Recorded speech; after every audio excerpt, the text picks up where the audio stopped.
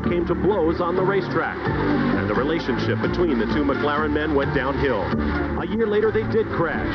The title went to Prost, and hard words followed.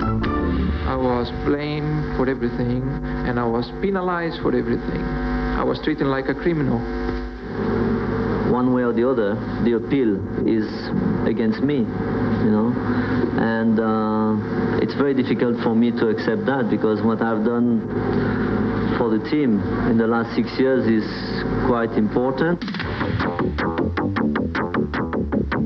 Englishman Nigel Mansell has always given his all in his dream of a world championship.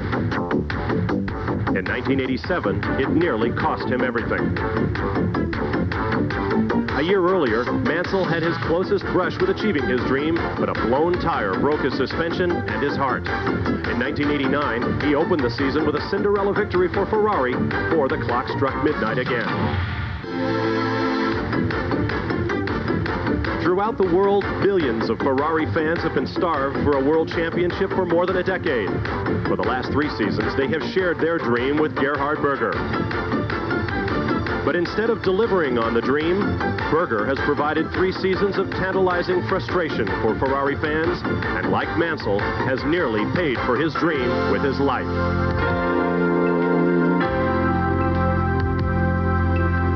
In the end, Berger's championship dream was derailed by a streak of 10 straight non-finishes. And with it went his enthusiasm for the brand of the prancing horse. Despite a late-season victory, Gerhard Berger was through at Ferrari. As the 1990 season begins, Alain Prost is partner to Nigel Mansell at Ferrari, while Gerhard Berger has taken his dream to McLaren, where he will fight with the sport's fastest man, Ayrton Senna.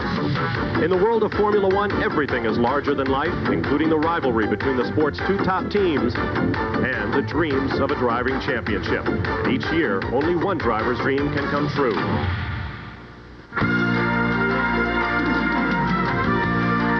Phoenix, Arizona, formerly a trading village on the Salt River that launched the dreams of the westward moving pioneers, today will launch the dreams of 26 men from around the world who would be Formula One world champion in 1990. Hello everyone, I'm Bob Varsha. When the Formula One teams last visited Phoenix, the temperature topped 110 degrees.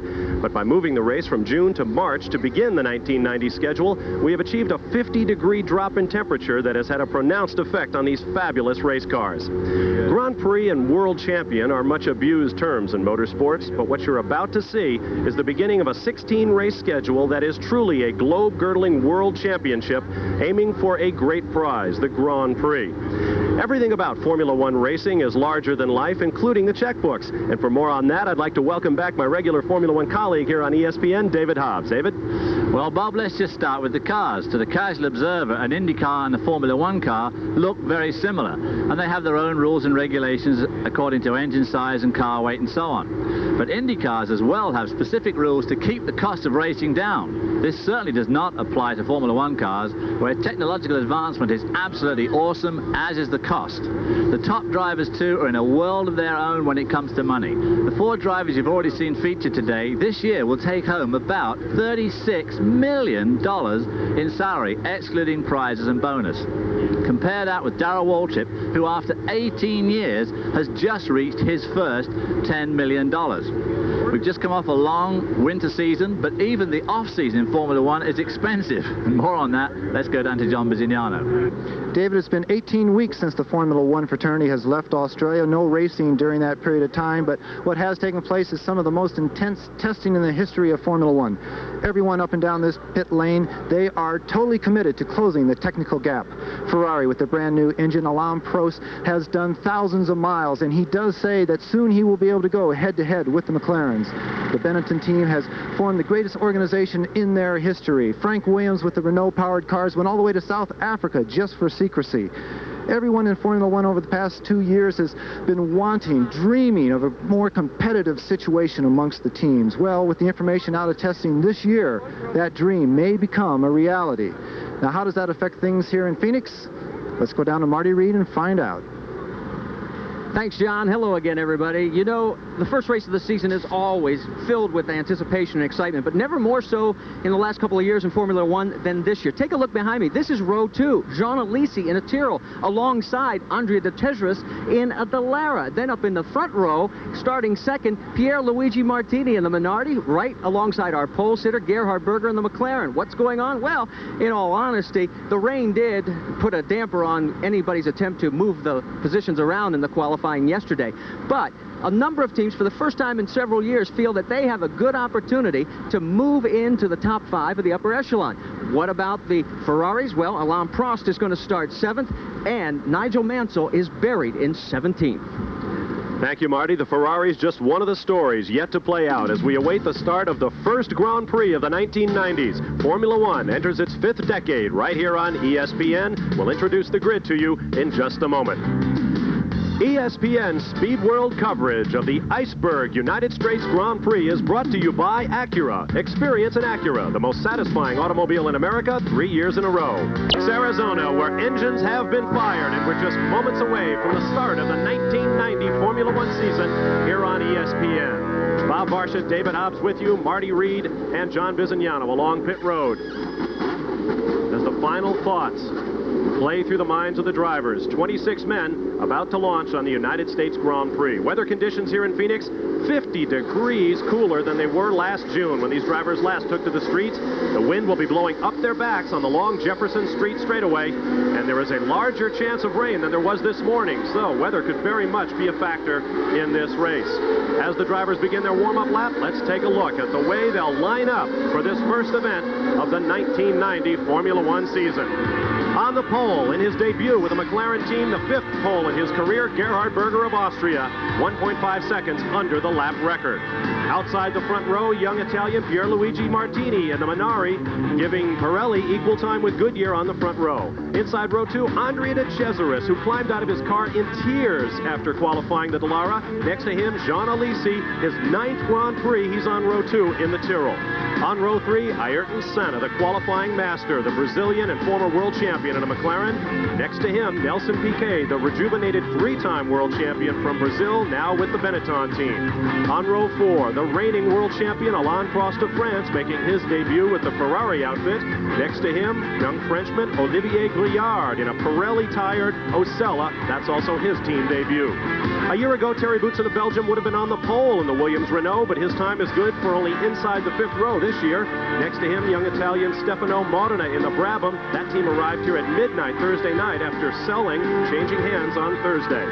On row 6, Satoru Nakajima of Japan in the Tyrrell. Next to him, Riccardo Patrese, the Williams-Renault team, having a little trouble coming to grip with the streets here in Phoenix. Inside row 7, Nicola Larini of Italy, making his debut with the Ligier team. Next to him, Italian Paolo Barilla, a sports car race, has joined the Minardi team in Formula One. Inside row 8 will be Eric Bernard of France. Next to him will be Roberto Morena in the Eurobrunn Judd. On row 9, Nigel Mansell, having trouble in his Ferrari. He's next to Aguri Suzuki in the LaRousse Lamborghini. On row 10, Martin Donnelly of Great Britain, making his debut with the Lotus Lamborghini team, next to Bernd Schneider of Germany, sitting in for Alex Caffey in the Arrows team. On row 11, regular Arrows driver Michele Alboreto, next to Italy's Sandro Nannini in the Benetton. On row 12 will be Gregor Wojtek of Switzerland in the Brabham, next to Derek Warry of Great Britain. Warwick now with the Lotus team. And on row 13, Maurizio Gugelmin of Brazil in the Leighton House Judd, next to his teammate Ivan Capelli, who just squeaked into this field in the final position. Those who missed the cut, Tarquini of Italy, Yannick Dalmas, Claudio Langes, hoping for his Formula One debut. He won't get it. Gary Brabham, the younger brother of Jeff Brabham, the reigning IMSA Camel GT champion. Bertrand Gachot, Stefan Johansson, neither Onyx car made the field. Gianni Morbidelli will not race, nor will Philippe Ayot, although he made the field. He was penalized. His mechanics jumped over the wall when his car stopped on the racetrack. He was disqualified, and he is out of this Phoenix Grand Prix.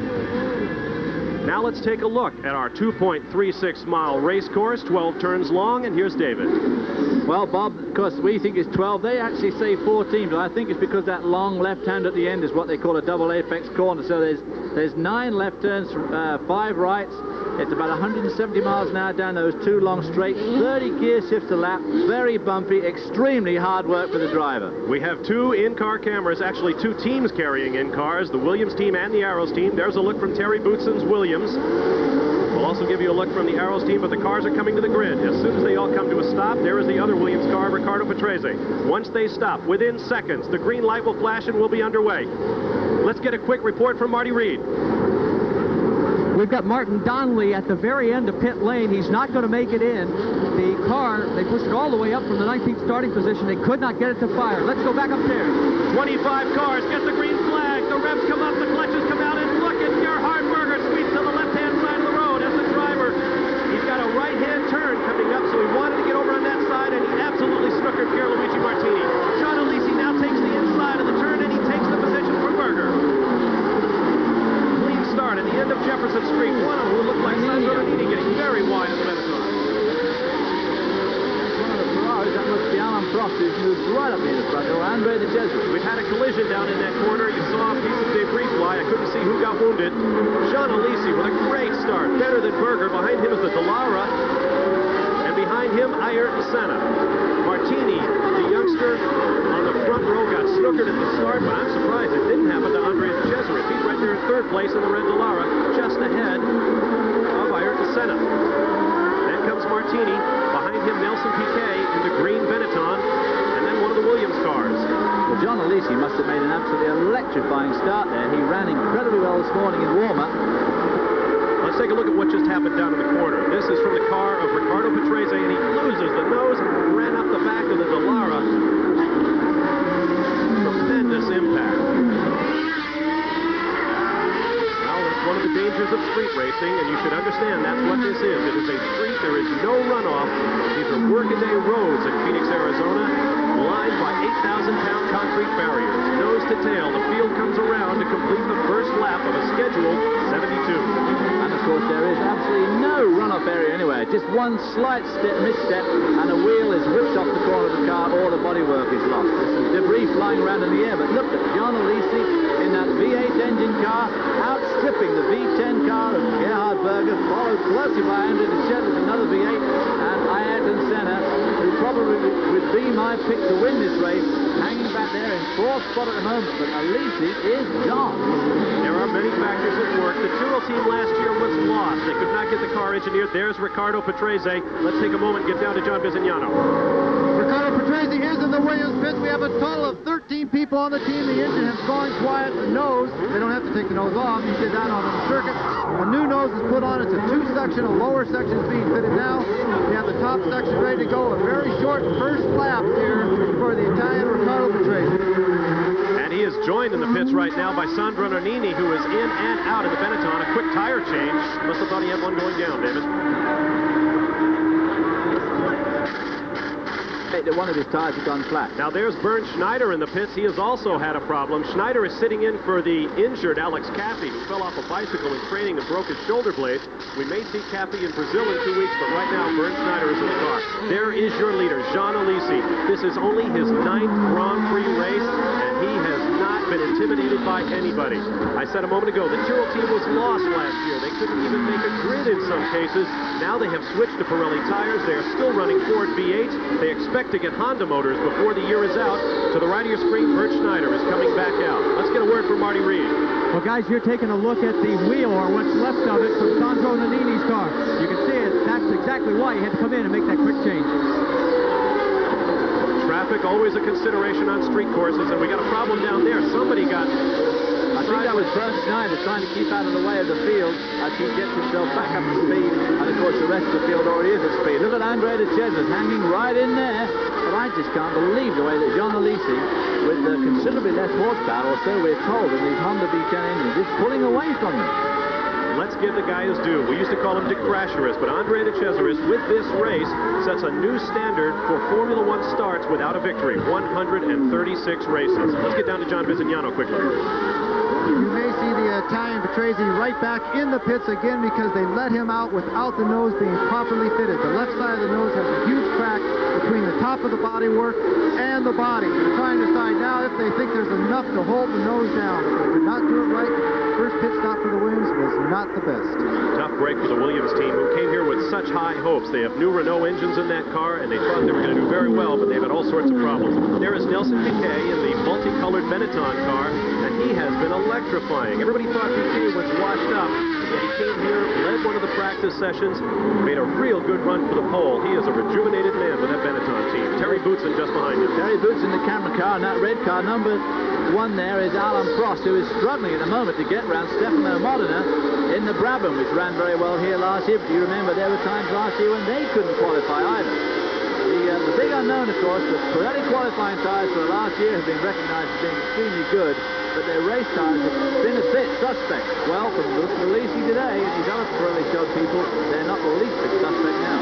Terry Boutsen, you saw him rip away the tearaway shield on his visor, and when the sparks flew, you saw why he wears it. Those little titanium sparks will burn right into the helmets of these drivers as the cars bounce up and down on their suspensions along these very rough Phoenix streets. Let's listen to the sound of this Renault engine as Terry Boutsen takes us around.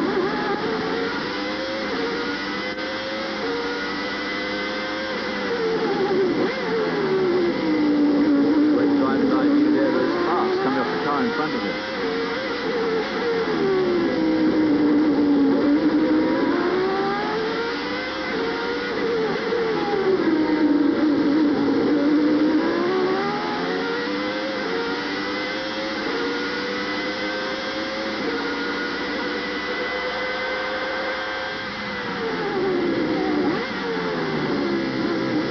Going from 6th back to the gear he wants, which is probably 2nd in that case, missing out all the intermediates.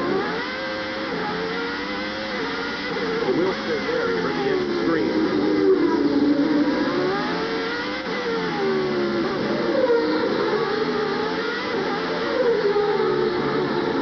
Pit entrance on the left. Ooh, close to that apex there. Once again onto Jefferson Street, and up to about 170 miles an hour just at this point. Hard on the brakes into turn 1, down to 2nd. As we heard, 1 shift for Thierry. He goes into 2nd. He'll stay in 2nd all through this right, left again. Stay in the same gear through here, trying to use up all the road to get a good right-hand turn here, because he's going to shift up here a couple of times as he's back onto Jefferson Street. Up to about 130-40 miles an hour, back hard on the brakes, down to 2nd again probably, turns left, now he'll go up to at least 5th gear, and probably 135-140 miles an hour under the Honda bridge, hard on the brakes again, that car in front scraping, turns left again, 2nd gear, quick short run here along Monroe Street, back onto 3rd Street, again in 2nd. The only elevation change of this whole track is where they go onto this underpass, otherwise it's dead flat. Down to 2nd again, now onto Washington Street. And you'll go up to 6th gear here again and about 160-165 miles an hour. Not making much ground on that V8 engine Benetton car in front of it. Hard on the brakes, that lovely shift straight back to 2nd. Hangs onto the same gear, so again we've got a right, left, up a gear here, then back again as another left. You'll stay in the same gear between this left-hander and this next right-hander, which brings you back onto Washington. The gear, past the pit entrance, and then hold it probably in 4th gear around this long left-hander. I said earlier it's a 12-turn course, then David described 13 turns. Call it a double apex there just before they hit the front straightaway. Alesi is your leader over Berger, De Cesaris, Senna, Martini, and Piquet. The lead is 4.015 seconds. Boutsen, Modena, Prost, Nakajima, Griard, and Bernard fill out the top 12. Stay with us. On ESPN, Jean Alesi is your leader. He absolutely ran away at the start from the likes of Ayrton Senna and Gerhard Berger, and with a V8 engine car with Pirelli tires, he is out front, and that is a very improbable turn of events. Now, a guy with a potential problem is the red car. He is 4th in your picture. That is the number 1 car of Alain Prost, smoking badly. You remember, though, we saw Gerhard Berger smoke for about half of the Spanish race last year and staggered over the line to 2nd spot. Just look at this Jean Alesi go. He is using that car to the absolute last degree, bouncing and skating around this racetrack and staying in front of Gerhard Berger, an acknowledged master of street like this. But look who's on the run here. Ayrton Senna got around Andre de Cesaris. He's closing the gap to his teammate, but of course closing the gap and getting Ryan around the streets are here in Phoenix. The widest street circuit you'll find anywhere. Not quite as fast as the, well, one of the Lotus going off with its new Lamborghini 12-cylinder engine. Looks like Derek Warwick. Another team. Martin Donnelly had that problem on the grid, so not a very good day for Lotus with their new engine, new drivers, everything's new about the team. There is young Alesi from Avignon, France. He still lives in the town where he grew up, not far from the Circuit Paul Ricard, where we'll be later this year for the French Grand Prix.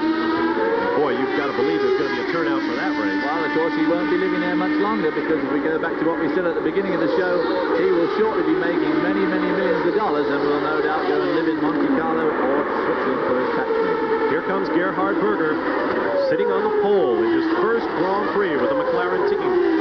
Notice the rear wings. The McLarens are carrying much more rear wing, giving them extra downforce and allowing them to go through the turns much faster. That, of course, because they have extra horsepower in those Honda V10 engines. There is Ayrton Senna, who was his usual self in qualifying here at Phoenix. He'd go out and take off about 0.8 of a second from the lap record every time he went out, but he developed an engine misfire and was not able to grab the provisional pole on Friday before Saturday's rains prevented anyone from improving. Now, those three leaders have made a huge gap here on Andrea De Cesaris, who should be the next to appear around the corner. Hotly pursued there by Riccardo Patrese. As De Cesaris, he has dropped back. He now runs in fourth position. Riccardo Patrese is in the yellow and blue. Patrese must be a lap down now.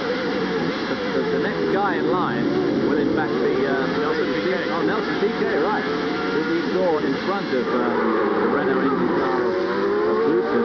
Nelson Patrese running strongly now, but he is at least a lap down. Patrese not let him by anyway. As De Cesaris, let's see what happens. De Cesaris and Derek Warwick came together at this corner a year ago. Patrese got by cleanly.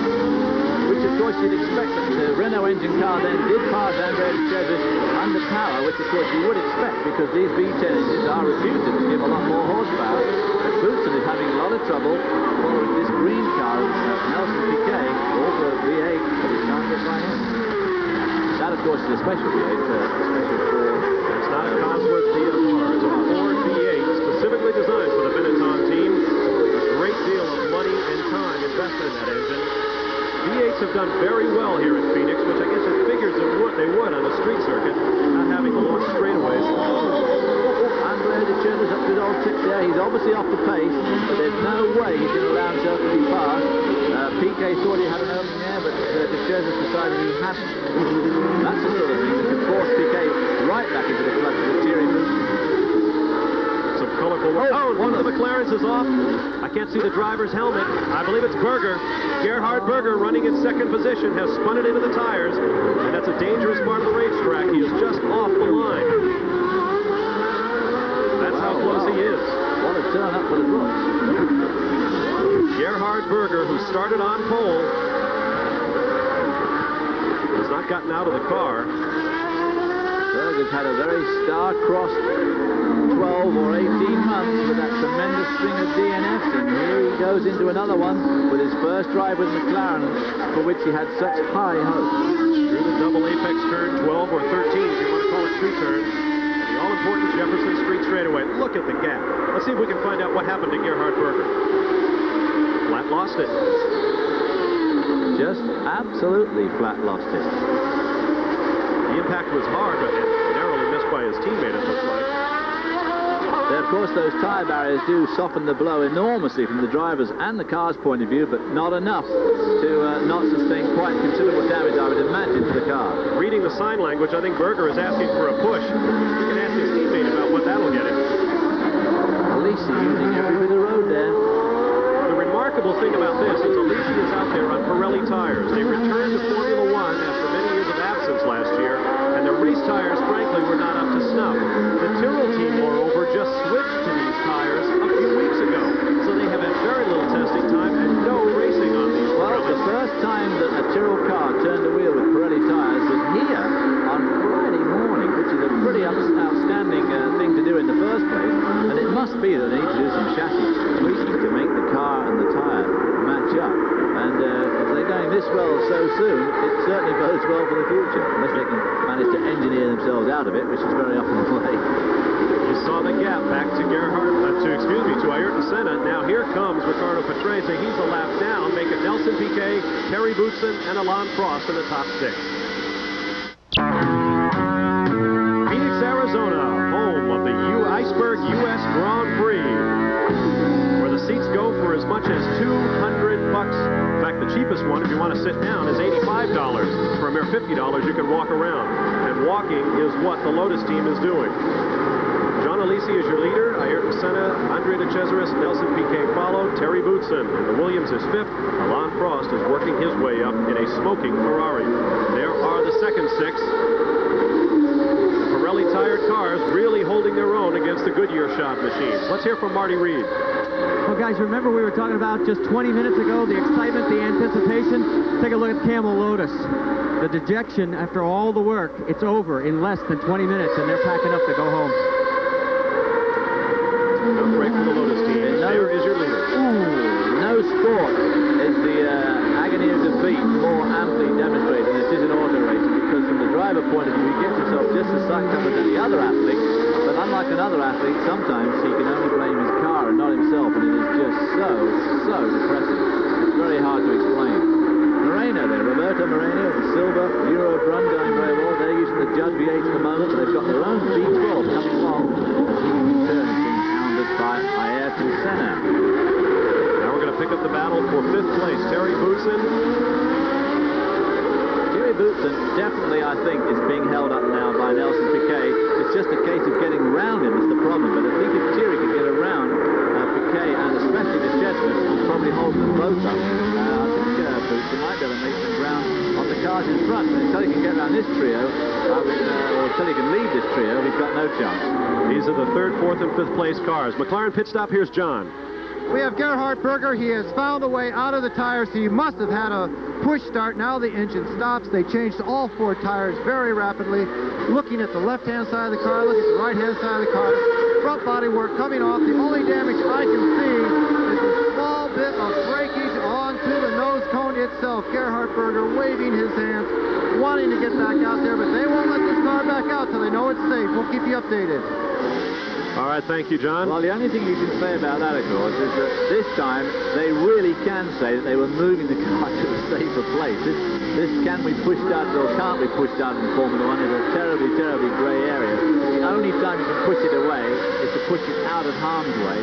If it should happen to start while it's being pushed, apparently that's okay. Seems a bit strange to me, but that's the way it is, and he definitely was in a dangerous position where he was. 3rd, 4th, and 5th place cars now joined by the 6th place car. Look at the smoke coming from Alain Prost's Ferrari.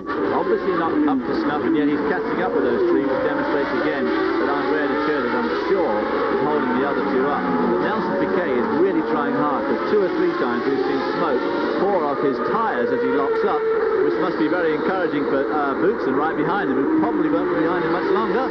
Boutsen dives to the inside. You saw him jink back and forth. Oh, now this is... Boutsen up and drop him back into the clutches of Prost. I've got to believe Prost is a marked man at this point. He won't make 72 laps in that car, I can't believe. Talk about him being a marked man. Well, his teammate Nigel Mansell has struggled up to 11th spot so far. He's obviously just got around Olivier Grouillard. I mean, obviously not a good day for Ferrari here. You saw the top 12. We'll give you another 6 as they round the pit entrance turn. Nigel Mansell running now in 11th over Olivier Grouillard. Aguri Suzuki is 13th. Gregor Wojtek 14th, followed by Michele Alboreto, Paolo Barella, Ivan Capelli, and Maurizio Gugelmin. March cars moving up smartly. And Prost all over Thierry Boutsen. The Ferrari here, you know, with 7 gears and that semi-automatic shift, electronic gear shift, should have, this is the sort of track where you'd really expect it to have an advantage. Well, Nigel mentioned that they have been having trouble with it, though, all weekend. They're trying to program the transmission so that they can shift up and down and skip gears along the way, but it has not worked out to their satisfaction. They are not using it this weekend, and Mansell has had tremendous trouble with the standard semi-automatic transmission here on the streets of Phoenix. Back aboard now with Terry Boutsen as he tries to run down Nelson Piquet for 4th place. And right there is Prost. At any stage of the game in any sort of race. Riccardo Patrese just went out the bottom of the picture there, going extremely strong strongly because he's pulling away from this quartet, but he's going to have to pull away an awful long way. In fact, he's going to have to pull away at least 2.3 miles to lead a lap down. John Alesi leads by 9.1 seconds over Ayrton Senna. Let's hear from John Visignano.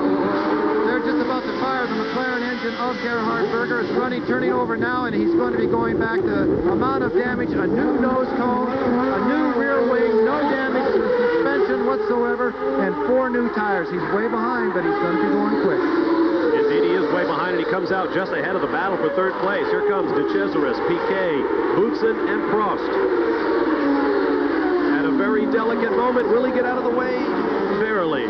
We'll take a quick break. John Alesi leads by almost 10 seconds. Another 21 seconds back to third place. Stay with us. We're still in the early stages of the United States Grand Prix, but our next event is just 2 weeks away, the Grand Prix of Brazil. Moving up the coast from Rio to Sao Paulo, Brazil. We'll be bringing you all the action Sunday, March 25th at noon Eastern Time, 2 weeks from today. There is your leader, Jean Alesi, having already passed Sandro Nannini in the green Benetton in the background. Alesi now leads by 9.2 seconds, another 22 seconds back. Andre De Cesaris in third, behind Ayrton Senna. Then Nelson Piquet, Thierry Boutsen, and Alain Prost. Well, Prost has now gotten by Boutsen, put Prost up in the 5 hole, and Boutsen has dropped to 6th. And I don't think he'll be a very happy Boutsen, because I think he had to leave himself a bit of a breather there to have another attack at Piquet. Prost got around him, and of course, as we've already seen, Prost's car is smoking heavily, and there's bound to be some oil droplets in that smoke somewhere. Ayrton Senna in second spot, but not making much impression on our leader, John Alesi, who is still, as you say, nearly 10 seconds behind. Most unusual situation for Ayrton Senna to find himself in. Either Ayrton Senna does not have a complete race car, or perhaps he is just taking Alesi lightly, thinking he'll be able to run him back in. There is Nelson Piquet taking a shot at Andre De Cesaris for 4th place. And it didn't work again. De Cesaris is bound and determined to hold him out. Excuse me, this is for 3rd. Nelson Piquet is a man of some temper. I'm not sure how much longer he will wait. Of course, Mr. De Cesaris is a man of some reputation, so Nelson may let discretion be the better part of valor here. Let's take another look at that attempt by Nelson Piquet to take over 3rd place and how De Cesaris reacted. De Cesaris using up all the road there to stop Piquet going down the outside. Piquet tries down the inside. So Piquet tries an outside pass and, of course, gets himself into a spot of bother there because De Cesaris has the line and Piquet has to go around the long way. Now they're trying to get in another corner, and this time Piquet makes it stick. Well, maybe we can have another look at that in a minute, but that was a good pass. Boy, I bet Piquet's a relieved man, and now it'll be interesting to see just how fast he moves away from De Cesaris. So Piquet now becomes your 3rd place car, De Cesaris 4th, Alain Prost 5th, and Thierry Boutsen 6th. Piquet has been very vocal in his disrespect for street courses. He doesn't like them at all. His favorite is the Österreichring in Austria, where the speeds are incredible. Nevertheless, he has won both at Detroit and Long Beach. There you see the oil on Boutsen's camera lens, and of course his goggles will be going the same way, or rather his visor. Now, as we know, they have those little tear-off strips which you can pull off and give yourself a clean view again, but there's only so many of those on each helmet. Same goes for our in-car camera. Yeah, it has a really... Prost tries De Cesaris now and takes it. Well, in spite of that smoke, Prost is obviously not having much trouble with his car, cranking out some pretty good laps.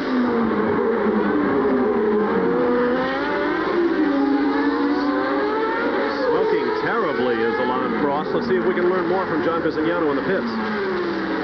Well, Ferrari's being very secretive about all that smoke coming out of the car. Just like last year, we saw it several times. The car was able to run at speed, and the officials weren't too concerned. When I asked them what's wrong, they say normal, normal. So they are saying that that smoke is normal and won't be a problem for Alain Prost. Well, smoke is maybe normal for locomotives, but not for Formula One cars. No, not normal at all. Now, they've either overfilled it, which is the easy way out, or it has got some sort of a leak in it. It could be an engine leak, could be just an oil pipe, it could be a main bearing seal type of thing, or it could be even in a gearbox, but we have no way of knowing. Now, when Berger started smoking this badly in Spain last year, he had already done about half the race. It does not bode well for Prost, in my opinion, starting to smoke like this in about the 3rd or 4th lap, because it's just so much oil you can carry in the car. Thierry Boutsen taking a shot at Andre De Cesaris there. Berger did it through the second half of that race in Spain and wound up finishing second, so perhaps not terminal. Well, Prost is obviously thinking on the same line. I'm going to keep going whatever happens, but we've already seen what's happening to poor old Boutsen's goals, and of course, some of that oil's going on the track as well. Here goes Boutsen down the outside of the Chesris. Is the Chesris going to let him through? We'll soon find out. Oh, yes, he had to concede the corner. Meanwhile, moving up smartly is Gerhard Berger, who may have a healthy race car under him again and be making his way back up. Also, Senna has, in fact, just slightly decreased the gap that's between him and John Alesi. What a revelation this young man's being this afternoon. The gap now down to only 7 seconds. Whoa, sideways gets Terry Boutsen off the turn, the Chesris behind, and then Gerhard Berger. Berger several laps down. Now Berger's going to try the Chesris. Very successfully too. Now this is a demonstration, the sort of demonstration that one expects from those Honda engine cars. Here's John Alesi going down Washington Street. And into the back of your picture comes Ayrton Senna. Alesi must now be thinking about the '88 World Champ and, without equivocation, the quickest man in Formula One, beginning to close the gap. We'll be right back. 1990 Formula One schedule you'll be watching here on ESPN. Coming up, Sao Paulo, Brazil on the 25th, followed by Imola in May, Montreal, Canada, where it rained so hard and Terry Boutsen scored his first victory last year, followed by Mexico City, the French Grand Prix at Le Castellet, Silverstone in Great Britain, and then Hockenheim, Germany on July 29th. It'll be followed by Budapest, Hungary, which ought to be an interesting place considering the political climate in Eastern Europe right about now, Spa, Belgium, Monza, Italy, Portugal, Spain, Japan, and Australia, where hopefully the skies will be more clear and David's voice will be better than it was a year ago. It was just a little bit croaky, but this man's voice here will be pitched about 10 octaves higher tonight as he gets into the old bar. Of course, he's one Formula One driver, don't get into the bar, but what a display he's putting on this afternoon. Senna is winding him in slowly but surely. There you see that gap is definitely coming down, but boy, I tell you what, even if he drops out right now, he'll be able to say to his children, I really had a good run. And slower traffic coming up, so the gap may close further. Let's learn more about Alesi's situation right now with Marty Reed. Ken Tyrrell, what's the situation right now? What's your plan of attack with your man in the lead? Well, we're only 5 seconds in front of Senna now, and Senna is gradually getting closer to us. And we don't really have the horsepower to hold him off. So I expect Senna to catch us and pass us within the next 5 or 6 laps, and that won't bother me too much. We'll then be in a comfortable second position. Can your Pirelli tires hold up, and are you happy with their performance so far? This is the first time we've raced them, so we don't know yet. We're about to find out. Good luck. Thank you. Well, I would say he's got to be pretty happy with what's happened so far, but the whole weekend has gone absolutely swimmingly, as they might say in Ken Tyrrell's part of England. And of course, when he talks about power, by the end of this year, possibly, they too will have the Honda V10, and they will certainly have it next year. And then what a combination that'll be. John Alesi in the newly revamped Tyrrell, designed by Harvey Postlethwaite, and with Honda horsepower. Tough combat. Remember, Tyrrell was one of the giants of Formula One racing not too many years ago. Jackie Stewart won a couple of world championships. The Tyrrell Fords were just about unbeatable. Down low on the racetrack, Andrea de Cesaris goes underneath Maurizio Gugelmin. Gugelmin and Capelli again having a terribly lackluster weekend. In fact, Capelli only got in the race because Alio was removed by the marshals, by the stewards of the meeting. And again, those Leighton House cars just not showing the promise that they looked so good at the end of 88. Now we've got, looks like Martini going underneath Alain Prost. Pierluigi Martini, who faded so badly from the outside front row in this race, now beginning to show signs of competitive life again. Now the Brabham is going to go by. That's Stefano Modena and Satoru Nakajima right under Alain Prost. The Ferrari must be going away. Prost car going away. And of course, it was strange. We were going to say, I wonder what had happened to Martini, because he had such a great grid position and just faded instantly. Let's learn more about Prost. Here's John. We have gotten some word out of Ferrari now that the car has begun to slow. The oil is coming from the gearbox. Low oil pressure in the gearbox. And as you said, David, there can't be much oil left in there. Well, it's only a matter of time. There's Eric Bernard in the LaRousse car, the LaRousse Lola. He ran incredibly well this morning in the warm-up, qualified well too. Now Alain Prost is down to walking speed. tough opener in 1990 for the defending world champion, one of only 6 men to have won the world title 3 times. Let's see if he pits this time around. No, Well, we'll get back to the racetrack. Looks like Pierluigi Martini now closing up on the lap. Gugelmin, number 8 behind him, young Stefano Modena. I mentioned when we discussed the grid that Modena just made this race. The Brabham team arrived at the 11th hour. Here is Prost making the Ferrari pits. Let's get down to Bizignano. Alain Prost comes into the pits and is engulfed in that smoke as soon as he stopped and went all through the cockpit. He shut off the engine immediately, waved his arms. He knew that there was not going to be any chance of fixing the problem. An awful lot of smoke coming out the back of the car and an awful lot of oil on the ground right underneath the gearbox. It was definitely a problem with leaking oil from the gearbox. And now it looks as though Mauricio Gugelmin will be lapped by yet another car. This time it's Satoru Nakajima, who has driven brilliantly for Tyrrell as well this weekend. And the LaRousse Lola gets underneath, powered by a V12 Lamborghini engine, supported by Chrysler Motors. Gugelmin, as I said, Gugelmin and Capelli having an absolutely miserable weekend in their Judd-powered Leighton House Were marches. And they're going to have to get their act together because they have failed miserably in 88 and 89 and not doing very well. Maybe in 90. Saw coming up behind, looked like Nigel Mansell was closing in. Now look at the gap. It has decreased even further. John Alesi. 2.5 seconds in front of Ayrton Senna, who comes in. It's less than that now. Our timing and scoring system only works when the cars pass the start-finish line. But as you can see, Ayrton Senna less than a second now behind leader Jean Alesi. We're going to take a quick timeout and get back to see if Ayrton Senna, the 88 world champ, can close up on the newest star of Formula One, Jean Alesi. 2.3 seconds officially, but it's a lot less than that in reality. Another 33.9 seconds back is Nelson Piquet. 3 seconds further adrift, Terry Boutsen. 7 seconds further back, Andrea De Cesaris. Pierluigi Martini, the last car in the points right now. He is less than a second behind De Cesaris. And that's going to be a battle that I'd like to see fought out, is Pierluigi Martini trying to get around De Cesaris. Notice the mirror on the right side of that car. Those mirrors are larger this year under rules. The new 1990 Formula One rules require larger mirrors on these cars. Look at the gap now. Alesi back to Senna. It's still not a very large mirror, but you can be rest assured that Mr. Alesi's mirror is absolutely full of red and white McLaren Honda. Down underneath the front stretch walkover bridge. Closing the gap inexorably. A V8 Ford against a V10 Honda. Now I'm sure that Ayrton Senna is very, very experienced now. A lot of Grand Prix under his belt. And he knows that he can absolutely bide his time because he must know they've got a 30-second gap to the third spot. So there's absolutely no rush for him to get around the Alesi. But the steering does look better in some ways. Towards any accidental pushing of cars and debris falling off and all that sort of thing. He at least can take his time. Senna in his 95th Grand Prix. Alesi in his 9th. Sun beginning to come out here. You see the shadows off the tires. That will warm up the streets a little bit here in Phoenix. Not only is Alesi in only his 9th Grand Prix, he has led it convincingly from the start, but he finished up very well up in the points last year, having only done 8 of the races. Alesi is your leader over Senna. Let's get down to Marty Reid quickly.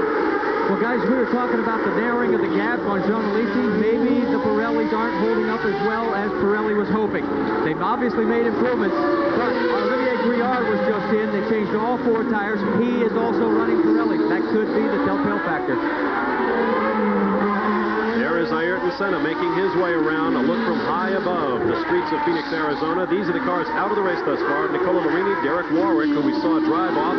Alain Prost, who pulled into the pits. All the engine gone from his semi-automatic Ferrari transmission. Once more down Jefferson Street. John Alesi's manager is an English ex-race driver who runs Formula 3000 and Formula 3 cars. His name is Eddie Jordan. And Eddie Jordan is a very astute and shrewd businessman. And he has under contract. There is Andrea De Cesaris being pulled off. De Cesaris, whose hopes were so high after he qualified 3rd for this race, ran strongly in the early going, but his Dallara is out. Excuse me, David. All I was going to say is that Eddie Jordan last year described Jean Alesi to me as a nice little earner. Well, no doubt he's back at home in England watching this on the TV there and thinking, that's my boy. No less less a personage than Jackie Stewart, the three-time world champion for Tyrrell, described young Mr. Alesi as brilliant. But he says it's going to take time for Alesi to get his feet under him. I'd say it's a pretty steep learning curve he's on right now. Well, it is a pretty steep learning curve, and he's so far got his feet well and truly under him. And Formula One is such a pressure cooker that these people do learn extremely quickly and become very adept very quickly. Senna being a perfect example. Record number of pole positions, only 6 in all-time winning. The guy only started in 1985. Now there's Pierluigi Martini in the yellow and black Minardi car. Right behind him is the 8 of Stefano Modena, and that's the battle for 6th place on the racetrack right now. It's a good one. Coming up behind Roberto Moreno, kart IndyCar veteran, now driving with the Eurobrun team. Now all 3 of these cars are on Pirelli. The Eurobrun, the Pierluigi car that finished on the pole on the front row, and of course Stefano Modena in the Brabham. John Visignano now has Alain Prost. Alain Prost, the current world champion, not the best first Grand Prix. What went wrong? Oh, it's not very good, but in a negative situation, you must think about the positive side. And if I had to have a problem, I would prefer to have it here for the first race. And then it's always good for the motivation of the people. We know that the weak point of the car is reliability, and especially on the gearbox side. We must push very hard to fix the problem, because the car, I think, is quite good. For us, this track is the worst of the year in terms of handling. So I think you will see the right Ferrari from the next race, or maybe at Imola. But I'm a bit disappointed, because even with the problems today and this weekend, I think I could have finished 2nd or 3rd easy. So it would have been good anyway for the team. Looking forward to Brazil. Alain Prost, thank you very much.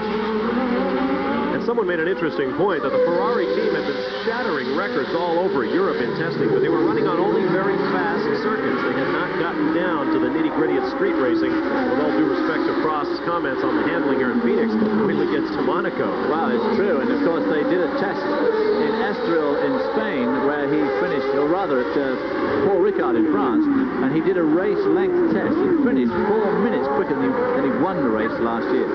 Roberto Moreno being lapped by the cars. Excuse me, this is our leader making it through. That's Jean Alesi now getting by Moreno. And the battle we looked at earlier, Martini and Modena, is just ahead. So Jean Alesi in that V8-powered, Pirelli-tired Tyrrell is doing just marvelously here at the U.S. Grand Prix in Phoenix. And we'll be right back. Your leader is Jean Alesi. His gap now less than 1.5 seconds, I would say less than 1 second, over this man, Ayrton Senna, with so much to prove this year.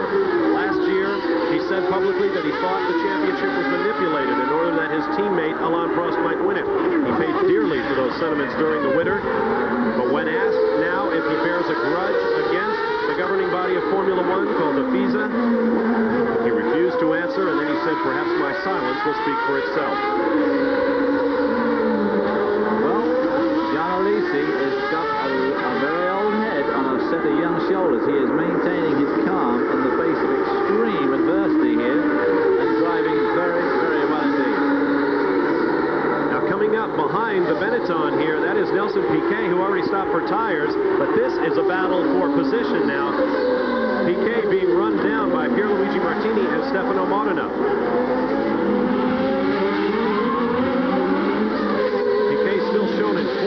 Although I can't believe he's still there after that pit stop for tires. I must say I missed that in the shuffle, but he did come in for pit stop. It seems unlikely, but as you say, our Olivetti is at least 1 lap behind, and we'll have to see what happens to it next lap around. He's probably being lapped by these two. Two of the young lions from Italy. 9 Italian drivers in this race. Will Modena get around? Oh, he fakes left and right, but he wound up on the outside up for a left-hand turn. Now he's got to run at him. Yeah, he's done it. Well, yeah, he did it right there. He got himself absolutely inextricably alongside, and there was nothing Luigi Martini could do about it. The guy was already in the gap, and that was it. There is Satoru Nakajima, Alesi's Tyrrell teammate, running well. He is now in the 7th position. And all those cars, of course, are on Pirelli, with the exception of Nelson Piquet in the front now. Piquet pulling away a little bit. Let's see whether Stefano Modena can do anything with him. Another V8 car on those Pirelli tires. I'm astounded by the way they're driving here. They're there behind them, of course, is Nigel Mansell, who really is trying to make up some places. Nigel Mansell on Goodyear tyres on his Ferrari, really trying to make up some time now. If he can get around this battling group, that could put him well and truly into the point, which of course he would dearly love. In 8th place is Nigel Mansell shown right now. Now here is the battle, first and second, Alesi and Senna. Senna slowly reeling in young Alesi, who is 25 years old. Let's watch this battle while we hear from John Bisignano. On the tire situation, talking to Lee Gogg of Goodyear, he says they checked the tires of Alain Prost very carefully, no wear whatsoever. The Goodyear boys shouldn't be able to go the distance without a stop. Also, our little bird told us that Pirelli may have sent Alesi out on a real set of gumballs, and that's why he was so quick in the opening stages. Watch for Alesi to start slowing. He's going to be slipping and sliding on some real worn tires very soon. I was going to say Alesi pulled away under acceleration from that V10 Honda, but under braking, Ayrton Senna comes right up behind him. Well, we're told that all the Pirelli runners are on a medium compound, but they do have a softer one to go to.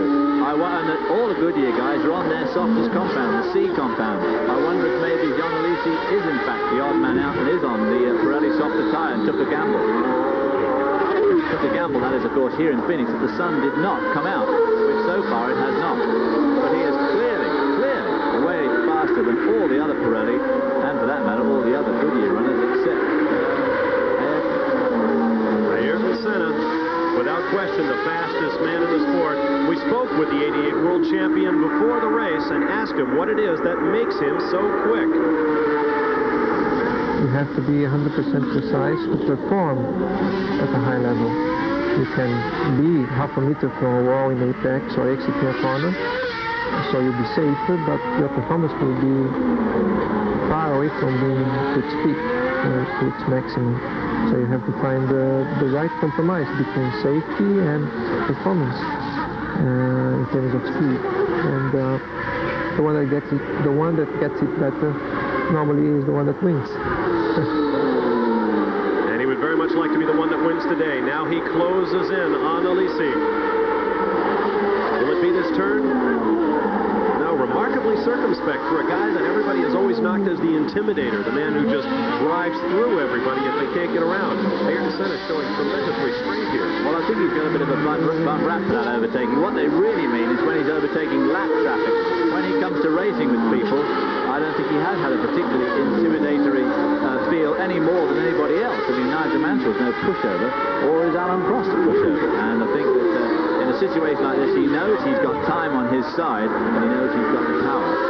He also knows he's got the tyre, and he's not sure whether Alesi has, so really he has got a bit of time. Now you're aboard with German Bernd Schneider in one of the Footwork Arrows car, familiar last year in our USF&G colors, but John Alesi is the leader. Ayrton Senna's closing in. Stay right there. Back in Phoenix, Arizona, the Iceberg U.S. Grand Prix, 42nd running of a U.S. GP event, coming to you from the streets of Phoenix, Arizona. ESPN Speed World coverage of the Iceberg U.S. Grand Prix is brought to you by Suzuki Motorcycles and ATVs. Suzuki, the ride you've been waiting for. By Microwave, computer systems for your business. And by Budweiser, the king of beers. Remember, know when to say when. On the streets here at Phoenix, we just had a tremendous turn of events. Ayrton Senna in the red and white Marlboro McLaren Honda took the lead at a corner and was immediately passed back by young John Alesi. Here it is again, David. Down at the end of Jefferson, he used the slipstream and outbraked him in a brilliant piece of driving here, but of course he cut himself tight, made himself a tight line. Alesi had a freer run, got on the inside as they came up to the left-hander, and again Ayrton Senna had to concede. Talk about intimidating the intimidators. Senna conceded that corner. Alesi is absolutely full of himself out there. Alesi sitting in the car saying, what is wrong with this man? Why does he not pass me? Now what happens? Gregor Wojtek being run down by Alesi and Senna. Senna will make it 3 wide and takes the corner. Now this time he's going to keep to the inside. Oh, well, twice. Alesi's going to try him back. Boy, 2 wide they go through the corner. You can't do that here. He is just not giving up at all. What a little driver. Boy, oh boy. It is now Senna. Alesi will... No. Alesi wants that lead back anywhere he can get it. He knows knows that once Senna gets a real clear run, he's going to be in deep trouble. But meanwhile, Gregor Wojtek in the 7th Brabham behind is in the middle of this thing as well, even though he's been lapped. Well, let's see if Ayrton Senna can get a straight run and open up a gap. He's coming up on the second longest straightaway. This is Washington Street. They're turning onto the right-hander. Here we go. What incredible maturity displayed by both drivers there. I mean, this is the sort of circuit where it's so easy. You've only got to be an inch out, and you've lost 2 wheels off one side of the car. And they went round those corners, these absolute right-angle corners, side by side, duking it out, and didn't have contact with each other or the wall. And both men knew exactly what they were doing at all times, which you'd expect Ayrton Senna with his record. But for Alesi, and he's on his 9th start in Grand Prix racing, that was an outstanding bit of driving. Last year, Alesi had to give up on a Grand Prix event in order to finish up his Formula 3000 championship over in Europe. He did that, then came back, and now I've got to believe will be a fixture in Formula 1. Finished it up and won it, of course. And win it, indeed. He is the current Formula 3000 champion. Now Ayrton Senna pulls out a lead. This may have been it as we approach the halfway mark in this race. Outstanding piece of driving there by Alesi under tremendous pressure. Just for no instant did he even think about giving up. Well, we've talked about the tire battle between Pirelli and Goodyear all day. The Minardi cars of Pierluigi Martini and Paolo Barilla have both pitted for tires. Let's see if we can get more from the pit lane. Well, guys, it's interesting. Those two are on the Pirellis and also John Alesi. And the thumb, the air wrenches, everything's at the ready here in the pits at Tyrrell. They are standing by. I don't think they think that he can go the distance on those tires. Well, he is slowly drifting back behind Ayrton Senna. Behind them, Terry Boutsen is nearly 40 seconds adrift in 3rd. Another 26 seconds back to Nelson Piquet, followed by Stefano Modena. Nigel Mansell now up into 6th. He started 17th. Satoru Nakajima, the other Tyrrell, Missouri Suzuki, and Eric Bernard are the last cars on the lead lap. 9 cars remain on the lead lap.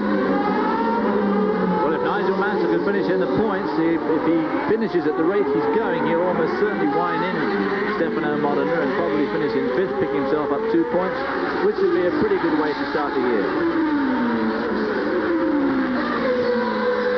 John Alesi once more past the pit entrance. He will try to stay out there as long as he can. Cars out of the race once again. Nicola Larini, Derek Warwick in the Lotus, Alain Prost as the Ferrari now out of the event. Andrea De Cesaris, Ivan Capelli, and Martin Donnelly also are out. Of 26 starters, 20 cars remain circulating. Remember, a year ago in 110-degree heat, only 6 of the 26 cars finished the race. Nelson Piquet there coming under pressure now from Stefano Modena. Piquet, of course, has got new tyres, or new-ish tyres, so his car should be performing at its peak at the moment. Nelson Piquet, the 3-time world champion, a rejuvenated driver. There goes Stefano Modena. Farther back, here comes Nigel Mansell, all the way up from 17th in the Ferrari. Remember, a year ago in Hungary on a very tight track, he finished 4th. He started 14th and managed to come through to win with a dramatic late race pass of Ayrton Senna. We'll take a quick time out from Phoenix, Arizona, and come back to pick up the action at the Iceberg U.S. Grand Prix. Rusty Wallace, he loves Darlington. Meanwhile, here is Ayrton Senna, your leader on the streets of Phoenix, and notice the back of his McLaren. They've changed what they call the diffuser, where the air escapes from under the car and generates that all-important downforce. This thing looks like a pipe organ in the back. Well, it looks like a pipe organ. It also looks like that car in the film Chitty Chitty Bang Bang that my kids used to like so much. It's the most bizarre-looking thing, but obviously it does increase the downforce on the car, which is something that the teams and the FISA are going to have to address this year. The drivers are already starting to complain about the excessive G-force in all the corners, and they're even talking about some places like Estoril where they've got those long fast corners, and the possibility of drivers blacking out. So they're up to developing over 5 times G-force. So there's a bit of worry on the part of the drivers here. Here comes Ayrton Senna, the leader, taking over one of the LaRousse cars. I think that was Suzuki, probably. Missouri Suzuki, and only his 2nd Formula 1 start. There is John Alesi, who led so brilliantly very early in this race. Let's get a comment from the pit road. Here's John. Well, David Hobbs, what you were talking about with these G-forces in the briefing with the Marlboro drivers on Friday, the team managers all said, this is the first time I've ever heard of the drivers complain about the cars being too fast. But you're absolutely right. The biggest question to the drivers was, can they deal with the new downforce? They say it's becoming physically impossible to keep up with the downforce at a Grand Prix. They have to rest more often. And all the rage in Formula One right now are more lightweight helmets. Honda's helmet company, Rhodes, has built Ayrton Senna, our leader, a helmet that saves him about 0.2 of a pound. But Senna says even that much is easy to spot on the racetrack. Well, of course, if you're going to develop 5 times the force of gravity, you've got to multiply that 0.2 of a pound by 5, and of course it does come up as time goes on, as the race goes on. Now here's your leader, Ayrton Senna, stuck in traffic between, that's Paolo Barilla and the Minardi. He's going to stay on the outside line and let Ayrton Senna through underneath. Paolo Barilla, a former Le Mans winner, and looking forward to his first real season in Formula One. Here is our Phoenix mid-race recap. Your leader is Ayrton Senna for the last 3 laps. 1 lead change, but boy, it was a beauty. Actually, we had 2 lead changes, but Senna didn't get the whole lap before Jean Alesi got him back. There are 8 cars remaining on the lead lap. A 132.178 by Mr. Senna is a new lap record. 133.9 was Senna's previous one. Out of the race, Larini, Warwick, Alain Prost, Andrea De Cesaris, Ivan Capelli in the March, and Martin Donnelly. Lotus out of the race early, but they don't pack up and go home. They'll pack up and head for Sao Paulo, Brazil, where we'll be coming to you 2 weeks from now with the Grand Prix of Brazil. Well, you were talking about the fastest lap of the race there.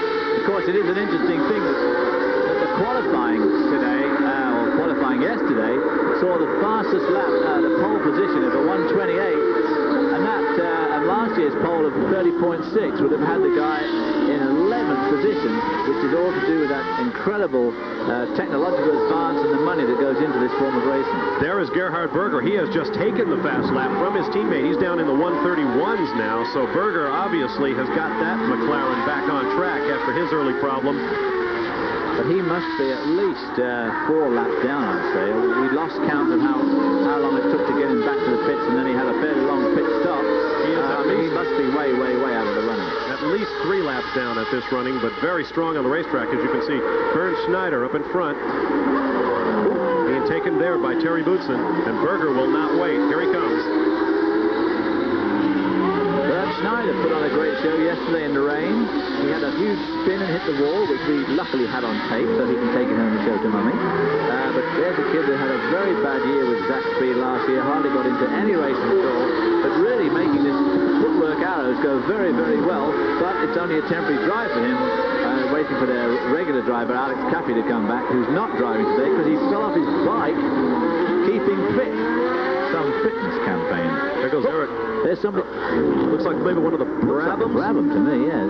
Can't see it quite clearly. Yeah, it is a Brabham. Modena? I don't know. Modena and Wojtek both have a lot of white in their helmets. I can't see which it is. But he has comprehensively destroyed that one. And it is well and truly in the middle of the road. They're going to have that move. Now we have a problem. It is Wojtek, I believe. There's red in the helmet. Wojtek, who look at those spin marks, paid a reported $1.25 million for the right to drive this car, and he got his money worth out of it today. You can see from the tire tracks that he has danced to a very dangerous tune. Now what are they going to do? Because unlike NASCAR or IndyCar racing, we of course do not have a pace car, so they can't all go behind a yellow flag while they move the debris. Well, it'll be left up to the corner workers, and we're going to take a quick time out as an artist captures the excitement and the action of the Iceberg U.S. Grand Prix at Phoenix. Back at the Iceberg U.S. Grand Prix of Phoenix, Arizona, Ayrton Senna, our leader over Jean Alesi, Terry Boutsen, Nelson Piquet, Stefano Modena, and Nigel Mansell now up into the 6th position. That will score him one of those all-important Formula One World Championship points. Now there is Olivier Grilliard making his debut with the Osella. He pitted to change tires. He's moving very slowly. Here is Sandro Nannini in the pits. Let's get to Marty. Well, actually, it's Piquet that's coming to the pits for a second time.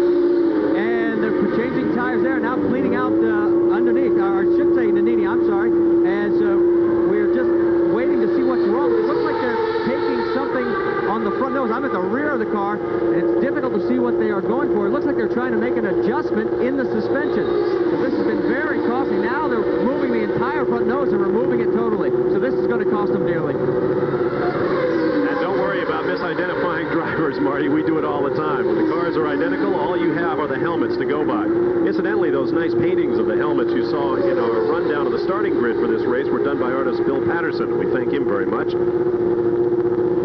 Nannini and he wasn't having a very good afternoon anyway. He was down in 13th spot. So this isn't going to make a great deal of difference to his payday. The McLaren team further down the road looks like they're going to make a stop as well, so nobody is going to be able to get through this race, it would appear, without a tire stop. I think, too, the teams will be really on their guard now, because after that accident at Voitex, as you saw, there was a lot of debris around the track. And again, unlike NASCAR or kart, they won't go out and clear that stuff up. So these guys are obviously going to be ready. They're going to run through all that debris. You can see it there on the track. They run through it, and obviously they have to be very, very ready to make a pit stop with a flat tire. Now this could be interesting, because if Senna chooses to pit and Alesi not, Senna's lead right now approaches 8 seconds. That's about as fast a pit stop as you'll see in Formula One. So there is the chance that if Alesi does not stop and Senna does, that Alesi could overtake. Well, he would for sure, because the pit stops, although they make unbelievably quick stops, only 8 seconds or so, there's the slowing down and going out again. So they have to start and he stop. would certainly pass it. But it will not be on this lap, as Ayrton Senna from Sao Paulo, Brazil. The Brazilian Grand Prix will take place in his hometown on the Interlagos course, which apparently, I am told, Ayrton Senna has never driven before in his racing career. That will be quite a fiesta. He certainly will if he goes down there as the winner of this race. There's a long way to go yet. Sweeps around that. The only real sweeper on this track. Turns left onto 5th Street now, going to go past the Civic Centre. And the scene of an unbelievable crash the other day that poor old Bernd Schneider had in the footwork arrows. Hit the wall there quite badly. Senna, your leader by 9 seconds now. Alesi in second. Third place, 38 seconds in arrears, is Terry Boutsen, followed by Nelson Piquet, another 26 seconds back. Stefano Modena 1 second behind him. Nigel Mansell in 6th place, 1 second behind Modena. Satoru Nakajima in 7th place is the last car on the lead lap. Haley Alboreto taking that long 180-degree corner before the pit straight. With his Brian Hart tuned Cosworth V8 engine, getting up to about 168 miles an hour before braking at the end of Jefferson Street. You can see how bumpy it is there. They put the brakes on. Recall that this team, either late this year or certainly next year, will be using a new V12 power plant produced by Porsche. That was originally slated for the Onyx team, but there was some disagreement over that, and now Porsche will put its new V12 into the Arrows cars, and that's a great step upward for Jackie Oliver and Alan Rees and the Arrows program. They've gone 11 seasons in Formula One without a victory.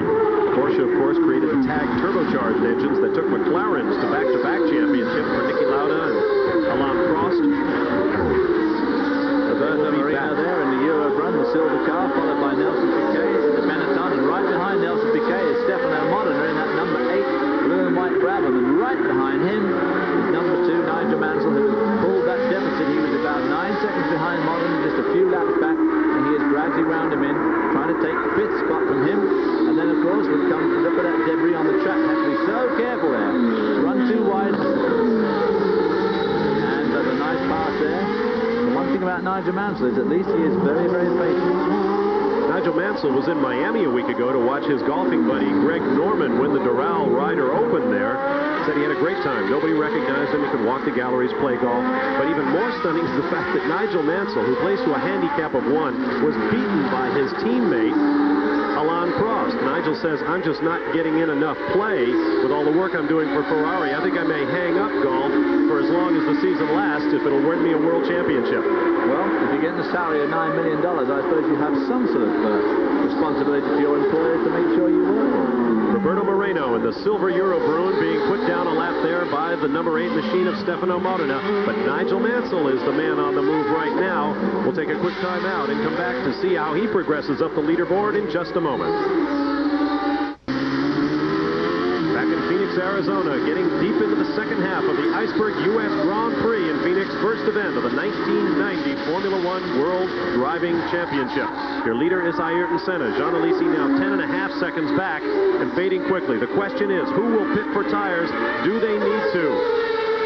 Well, one of the things that Ayrton Senna's trademark has been over the last 4 years is his incredible way that he can conserve tires and the way he chooses the right combination of tire compounds. Last year in Mexico was an outstanding example, and you saw there the huge gap between Senna and Alesi, which is not really unexpected. It's just the amazing thing was that at one stage there was almost that much of a gap the other way round. When Alesi first led, he had the whole length of the straight lead on Senna.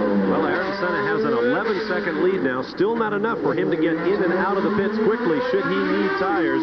Alesi could take over the lead if Senna pits. Let's see what Alesi's plan might be. Here's Marty Reed. Well, guys, Ken Tyrrell says that he will make his decision on two things. One, if McLaren pits, and two, how many laps left in the race. He will not tell us what that magic number is.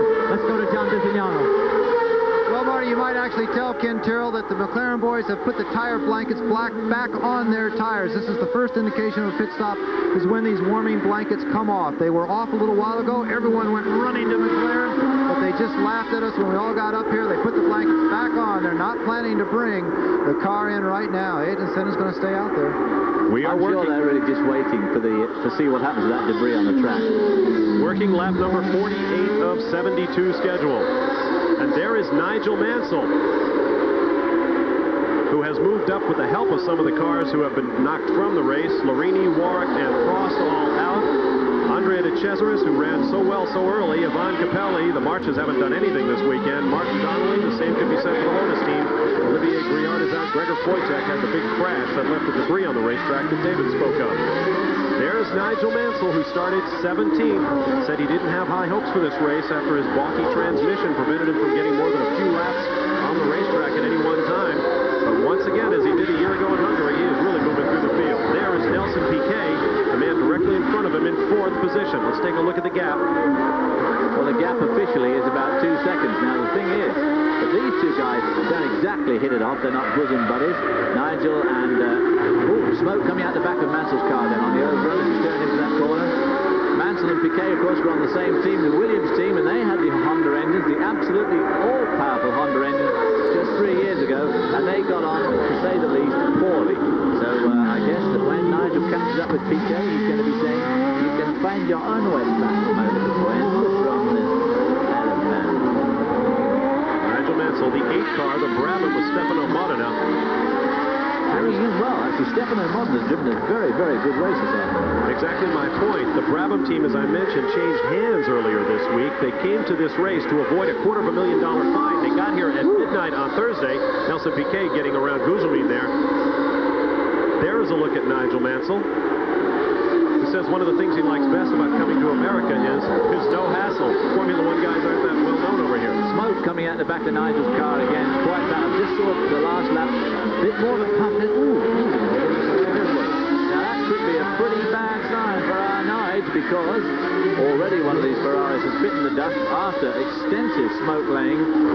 Nigel's doesn't look that bad yet, but where there's a little, there's often a lot. And we'll have to watch very carefully to see how Nigel's car continues.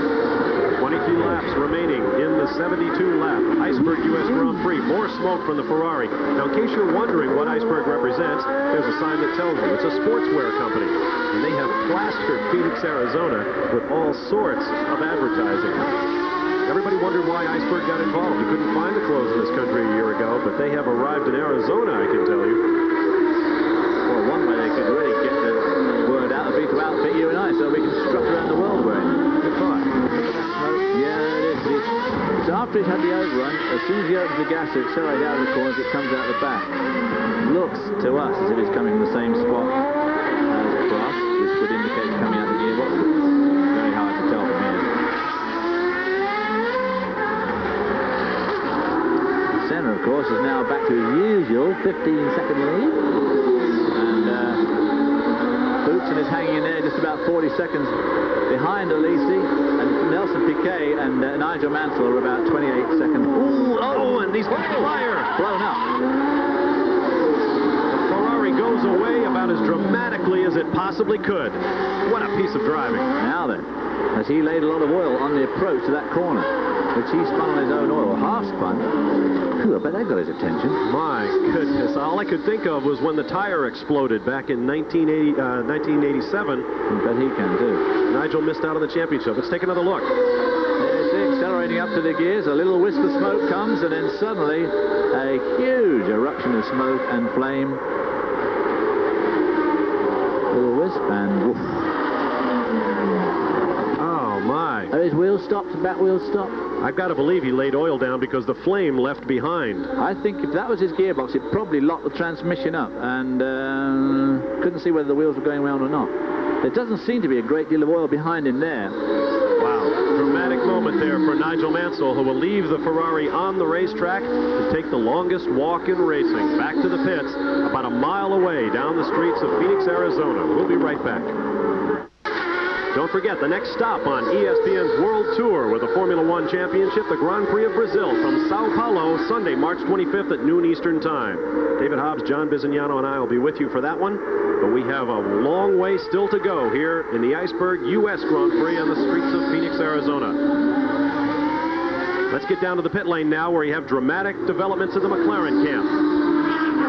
Well, Gerhard Berger has arrived back in the pits. They immediately push the car into the garage, which is a little bit strange. They're working on the car in the garage. No, they have stopped working on the car. Everything is quiet in the garage. Gerhard Berger is out of the car. He's talking to Joe Ramirez, his chief mechanic. We'll try and get a word with Gerhard and find out exactly what went wrong. But right now, the Austrian is out. Grand Prix of the United States in Phoenix. Tough break for Gerhard Berger, but he was familiar with breakdowns during his Ferrari years. Meanwhile, your leader is Ayrton Senna. Boy, poor old Gerhard, he must be saying to himself, oh no, not again. Moved away from Ferrari to get away from all that sort of stuff. Now, just a moment ago, while we were away, one of the LaRousse cars got passed by the teammate. Aguri Suzuki went by, and Eric Bernard, trying to let him get by, managed to get out on the marbles and looped it. That is, in fact, exactly the same place that Gerhard Berger went into those tyres very early on in this race. Absolute miracle that car of his actually came off those tyres. When you saw the belt on the replay, when it hit those tyres, the miracle didn't break something. Right now, Ayrton Senna is firmly in control of this race. He's pulling away by almost a second a lap. His gap now 13.7 seconds over John Alesi. It's another 37 seconds back to Terry Boutsen, 27 seconds more to Nelson Piquet, then Stefano Modena, 6.7 seconds further in arrears. Modena has now taken over 5th place after Nigel Mansell went out in such an extraordinary fashion. Well, not a good debut for Ferrari, but then their arch rival McLaren down to 1 out of 2, so let's keep our fingers crossed for. Look at the soiling on the front of that car. Yeah. Debris and oil all over the McLaren. You can see where that lower wing plane on the back there has had a real sandblasting too. Look at it. Now, because these cars are virtually identical, Ayrton Senna's machine is just like Berger's, and if Berger had a problem, it's a pretty safe bet that the same thing may haunt Mr. Senna. So this one is far from over. But at this point, Mr. Senna seems firmly in control, 17 seconds ahead of John Alesi. There is the second place car, and no matter what happens to this guy, John Alesi at age 25 has driven immaculately in only his 9th Formula One race.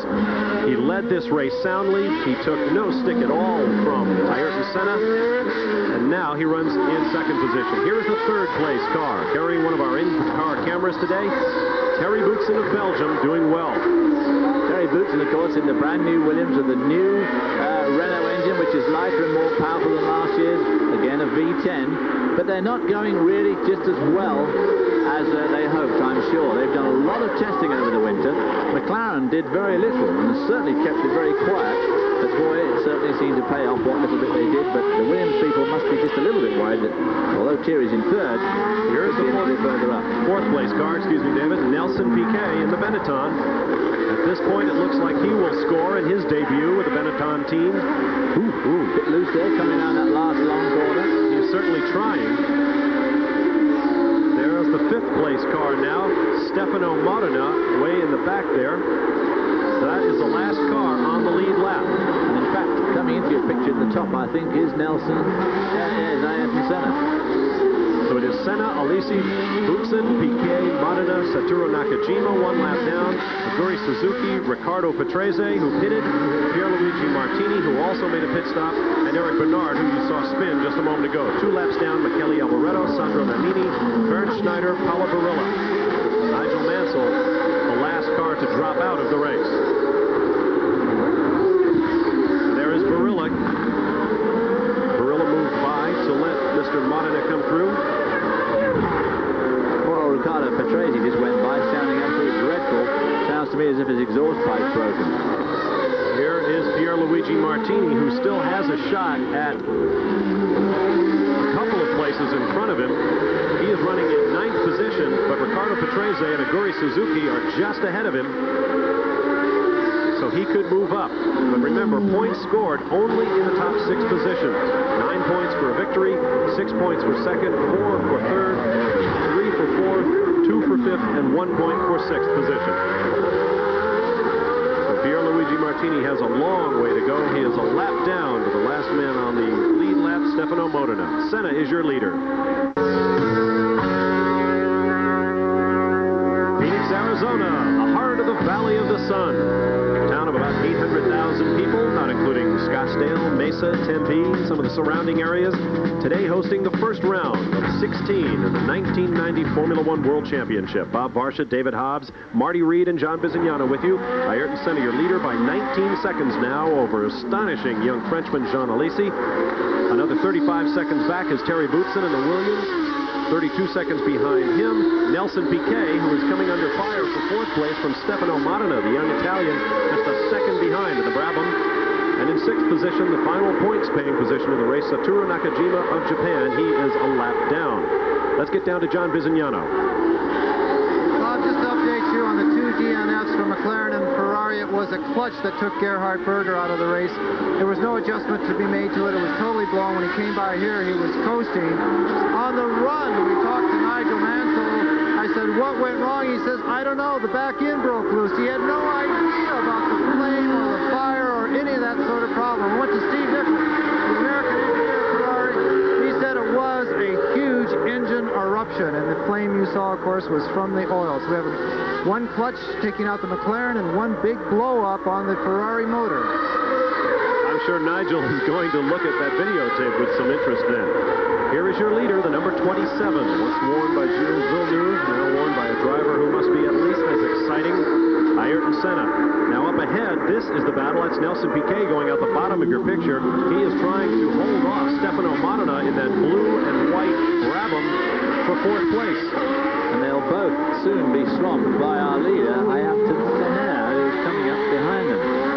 Piquet's had a good day today. He's had a lot of flack over the winter in the last couple of years, in fact, but he's lost the edge, lost the desire to win, etc., etc., but he's really doing extremely well this afternoon, and I think that with the new Ford-backed Benetton team, with new engine, and possibly another engine coming, I think Ayrton Senna will again regain that sort of confidence that gave him 3 world championships. And here comes Ayrton Senna, and if there was one thing that Senna used to be knocked for, aside from knocking other people off the racetrack, it was his petulance. He would simply not give up. When he had a big lead, he would keep the hammer down. He would drive so hard.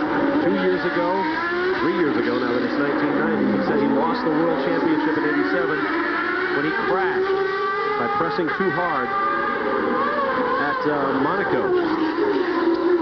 Correct. And of course, last year there's a couple of incidents. The first lap crash at Rio, his spin at Silverstone, all of which, or any of which, if he hadn't had, he would have won the championship last year again.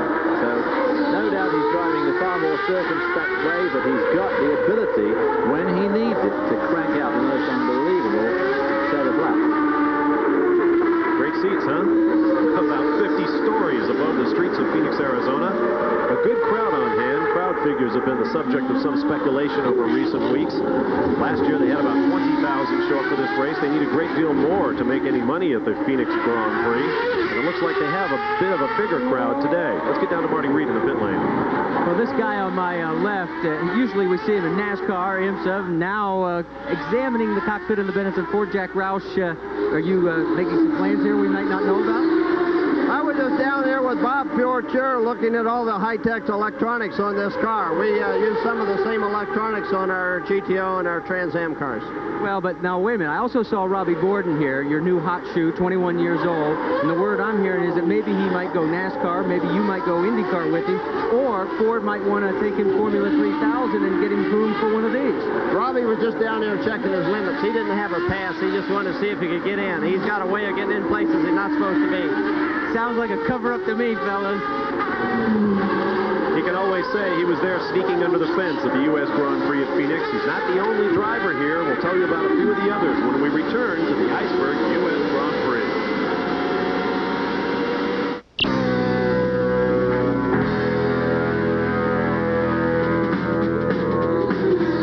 This year in a Formula One vein. 2 weeks from now, we'll be in Sao Paulo, Brazil for the Brazilian Grand Prix in our leader Ayrton Senna's hometown.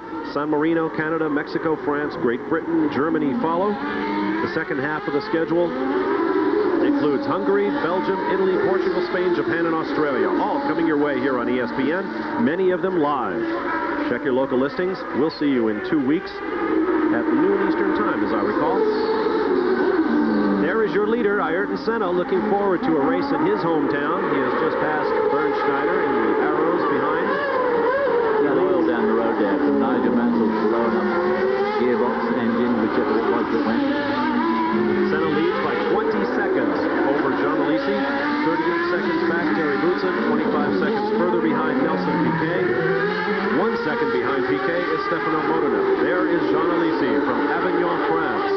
Well, now, you said earlier on that Ayrton Senna had a bit of a reputation for going too fast for too long and crashing out of races.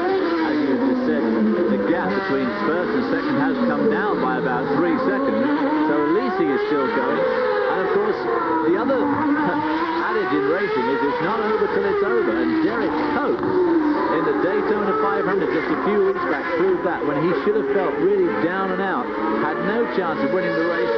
Dale Earnhardt had a problem on the last lap. Derek Cope had really kept forcing the pace the whole time and took the win. There's the third place car of Terry Boutsen, who won in the rain at Australia in that incredible drama we had at the end of the year, and of course in Canada in another downpour. And with the last two cities we've been to, Adelaide, Australia. Adelaide is the driest city in the driest state and the driest continent, and it rained about 4 inches on race day last year, and it rained cats and dogs here yesterday. Similar situation. They get about that much all year. There is Nelson Piquet, who seems to have opened up a bit of a gap now over Stefano Modena, but he's been blocked by Roberto Moreno. There's Modena on the left and Moreno in that silver Eurobrew car on the right. I think that's probably how Piquet managed to get the gap, going around poor old Mauricio Guzman, who's at least 5 laps down and not having a very great afternoon here in Phoenix. We have 14 cars still circulating. Mauricio Guzman being passed there by Stefano Modena is the last car still rolling the race. He is 5 laps down. Fast lap, however, still belongs to Gerhard Berger, who retired with a broken clutch, but he used it to cut a 1-minute 31-second lap before he did. Here is the 6th place car now. This is Satoru Nakajima, who will score a point for his native Japan in this race. Well, of course, this is an interesting point, too, that if Senna should win this race, he'll get 9 points for himself and 9 for the constructors. But Tyrrell Racing will jump into second for the constructors, a good, healthy second, because they will get points for second and 6th. And won't that be great again, Tyrrell, at this stage of the season? Coming up behind, bouncing down the straight, little old head rocking around in there. Pierluigi Martini, who started on the outside of the front row, fell back early on, but has driven creditably. He made a tire stop. He still runs 7th position, just outside the points. He is 13 seconds behind Nakajima officially. I think it's less than that. I think that is the real view that we see now. There is Ricardo Patrese going on the bottom of your picture, and he is going by Aguri Suzuki. No, make that Eric Bernard. Suzuki has joined the ranks of the fallen. Eric Bernard runs in 9th place on the racetrack, a lap down. Eric Bernard, another Formula 3000 runner from Europe, and of course this is his first race in this now called Espo La Rousse Lola with a Lamborghini engine. Not having a bad day at all, really. There is Ayrton Senna, the leader, and he has a new sponsor in this race. A Japanese comic book company has come aboard with McLaren. They're going to do a Formula One comic book in Japan starring, who else? McLaren. Back at the Iceberg U.S. Grand Prix, Ayrton Senna seems well on his way to his 4th win in the U.S. GP event. Jean Alesi has driven brilliantly for second. He trails leader Senna by 19 seconds now, as the leader will have 1 lap remaining this time around. Bernd Schneider there is right behind our leader, and I guess he's covered with confusion. He doesn't know whether to unlap himself or not, because Senna is driving very, very conservatively. And Schneider has been there now for a number of laps, and I'm sure doesn't quite know what to do. Prix. Phoenix is the 9th site of the U.S. GP. No other country has had as many different Grand Prix events in as many different places, no doubt because the U.S. seems so fond of street racing. This will be Ayrton Senna's 21st career Grand Prix victory, and that will break a tie for 5th place on the all-time list with none other than Nelson Piquet, whose 20 victories have brought him 3 world championships to Senna's 1. Last lap, Ayrton Senna has one more circuit of this 2.36-mile series. Street series, I should say. Street circuit. David, take over. I think get it right. I'll get it right. Well, he let Bernd Schneider through there. Old Bernd hung back. And then I guess Senna just kept well over the way, and Schneider went through. It didn't help him much. He's 3 laps down. He's only 2 laps down now. Well, I guess Schneider something to talk about when he goes on. He said, well, we're late going. I passed Senna. Senna, Alesi, Boutsen, Piquet, and Modena, the top 5 drivers, are the only cars on the lead lap. Satoru Nakajima 1 lap down. Pierluigi Martini, Eric Bernard, Ricardo Patrese, Kelly Alboreto, Alessandro Nannini, Bernd Schneider, Roberto Moreno, and Maurizio Gugelmin are all still circulating. 14 cars will be a new record for the 2-year-old U.S. Grand Prix in Phoenix for total number of finishers. Checking his mirrors right and left does Ayrton Senna as he comes down the Washington Street straightaway. Meanwhile, the red sweaters in the McLaren pits are ready to welcome their man home.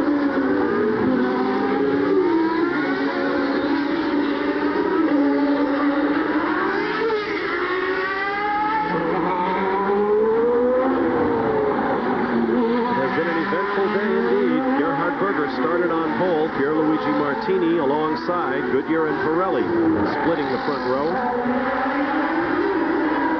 But whereas Martini dropped back, Berger dropped out, and a Brazilian flag waves from the grandstand as Ayrton Senna comes from back on the 3rd row to take the checkered flag in his 4th victory in the Grand Prix of the United States.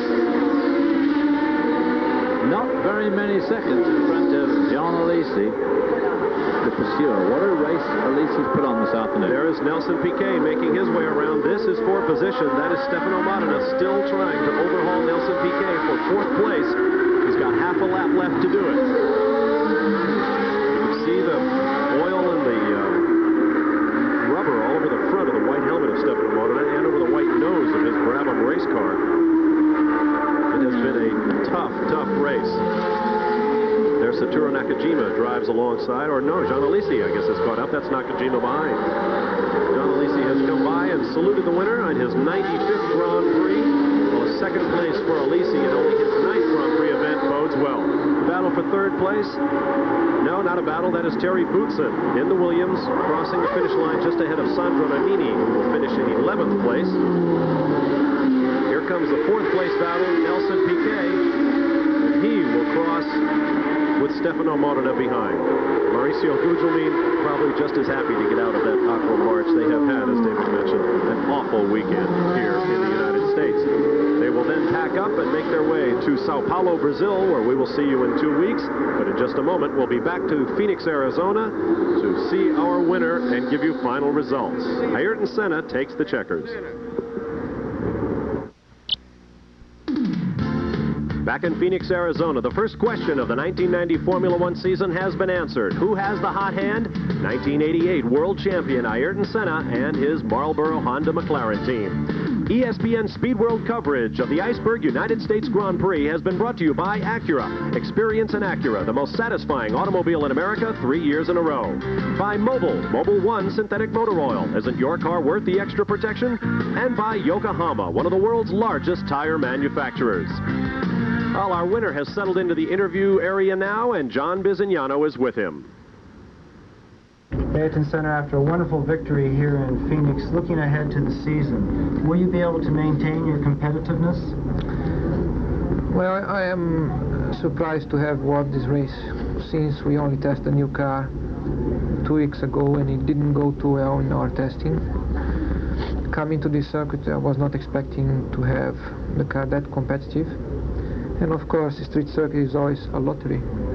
We have seen the Pirelli tires here going very fast. And competition is good for Goodyear, so I think both Goodyear and Pirelli are now going to fight very hard for improving their tires again and making a great championship this year. And we should wait now 2-3 races in different circuits to see how our car behaves in fast circuits. But since I'm driving, once I'm in the car, I'll be trying my best as usual. As usual, the final results: Senna over Jean Alesi, a new star is born in Formula One, Terry Boutsen, Nelson Piquet, Stefano Modena, and Satoru Nakajima. We'll give you a look at the rest of the top 12. Roberto Moreno and Maurizio Gugelmin, the only other car still running at the finish. We'll be seeing you in 2 weeks from the Grand Prix of Brazil, Sunday, March 25th at noon Eastern Time. For David Hobbs, John Bizignano, and Marty Reed, I'm Bob Varsha. Thanks for being with us.